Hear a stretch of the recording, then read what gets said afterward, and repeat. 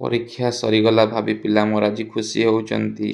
ପରୀକ୍ଷା ସରିଗଲା ଭାବି ମୋର ପିଲା ଆଜି ଖୁସି ହେଉଛନ୍ତି। ମୁହଁରେ ରଙ୍ଗ ବୋଳି ସାର୍ଟ ଚିରି ଖୁସି ମନାଉଛନ୍ତି। ହେଲେ ସେମାନେ ଜାଣିନାହାନ୍ତି ଜୀବନର ପ୍ରକୃତ ପରୀକ୍ଷା କ'ଣ।